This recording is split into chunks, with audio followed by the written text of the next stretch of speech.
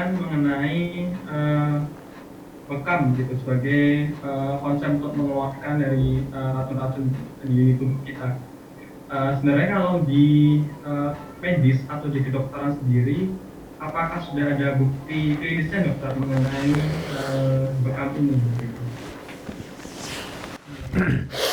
Baik, saya akan jawab dengan bahasa iman dulu ya, supaya kita sama bahasanya. Karena kalau nggak dijawab dengan bahasa iman, nanti akan banyak kerancuan atau ketidaksinergian. Pertama begini, semua yang Allah jelaskan dalam Al-Quran dan hadis risoh ya pastinya, pasti benar, gitu. Pasti benar. Ya. Dengan atau tanpa atau dengan atau tidak tanpa atau dengan penelitian, gitu loh. Kita nggak pernah lihat surga, kita nggak pernah lihat neraka, nauzubillah, kita nggak pernah lihat siksa kubur, kita nggak pernah lihat Allah, kita nggak pernah lihat Rasulullah. Sekarang ya, kita percaya aja, iman tuh begitu. Pertama itu. Lalu yang kedua, kata Ali bin Abi Thalib radhiyallahu anhu, kalaulah iman itu mengikuti logikanya manusia, kata Ali bin Abi Thalib radhiyallahu anhu ajmain, maka niscaya harusnya bagian bawah sepatu yang diusap, karena bagian itu yang kotor. Tadi bagian Nabi alaihi salatu wasallam mengajarkan apa? Usaplah bagian atas sepatumu. Kata perintahnya begitu. Ya. Maka Masya Allah ya, jadi ini konsep iman tuh kayak begitu. Diucapkan dengan lisan, yakini dengan hati, dengan amalkan dengan perbuatan. Ya, itu konsep utamanya dulu. Ya, supaya teman-teman paham. Jadi dengan atau tanpa penelitian, kita kalau beriman ya beriman aja gitu kan. Allah mengatakan madu itu penyembuh. Allah mengatakan, Rasul mengatakan batu sodo itu penyembuh. Ya sudah, yakinin saja. Ada keberkahan di situ. Bahkan Allah Nabi mengatakan kurma itu subhanallah berkahnya luar biasa. Rumah yang dalamnya ada kurma, maka rumah tadi tidak akan kelaparan. Itu konsepnya.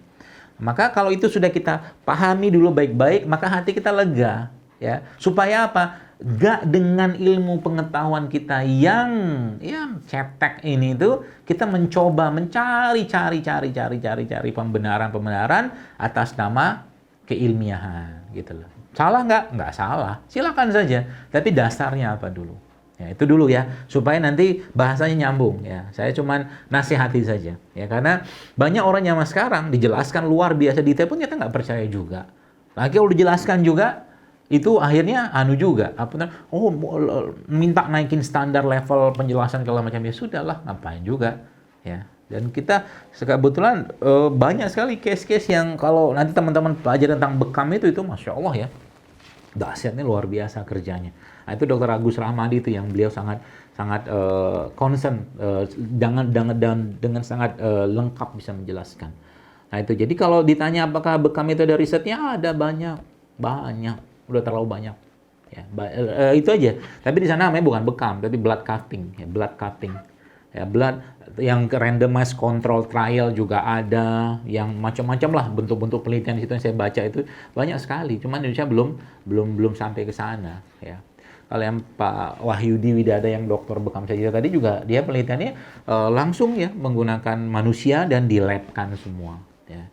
Ada sudah sangat banyak. Cuman mungkin karena dunia kita tidak di situ gitu kan. Dunia Anda nggak di situ. Jadi nggak ngakses ke sana. Padahal dunia pengobatan Islami subhanallah teman-teman sekalian itu ya luar biasa ya. Kalau seandainya para peruqyah syariah itu diberikan kesempatan untuk meruqyah orang, mungkin ya ada seorang ustaz mengatakan dokter itu nggak ada kerjaan lagi nanti. Karena banyak penyakit fisik itu ternyata biiznillah dengan izin Allah itu disembuhkan dengan ayat-ayat Al-Quran. Bisa.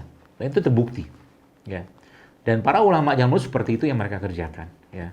Maka mari kita kuatkan ini semua ya. Kalau apakah penelitiannya sangat banyak? Nggak banyak-banyak. Ya saya nggak pernah detail nulis ada pernah ngitung berapa sih, tapi cukup banyak.